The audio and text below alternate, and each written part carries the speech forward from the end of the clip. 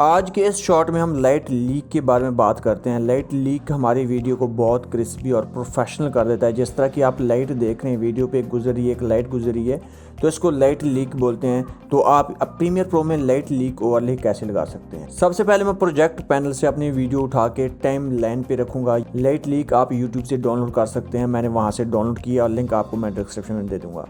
Project panel में फिर हम लाइट लीक पर डबल क्लिक करेंगे। सोर्स मॉनिटर में हमें लाइट लीक मुकम्मल नज़र आ जाएगी। तो हम यहाँ पे एक छोटा सा पार्ट लाइट लीक का सिलेक्ट करके उसको ड्रैग करके टाइम लाइन पर रख देंगे। हम लाइट लीक पर क्लिक करेंगे और अब हम जाएंगे इफेक्ट कंट्रोल में। इफेक्ट कंट्रोल में ओपेसिटी के नीचे आपको ब्लेंड मोड नज़र आ रहा होगा, आप ब्लेंड मोड पर क्लिक करेंगे। यहाँ पर आपको बहुत सारे ऑप्शन मिलेंगे, मगर आपको लाइटन और स्क्रीन का ऑप्शन नज़र आएगा। यहाँ पे आप स्क्रीन कर दें या लाइटन कर दें। यहाँ पे मैं इसको लाइटन करता हूँ। लाइटन करने के बाद अब हम देखते हैं किस तरह का व्यू नज़र आता है।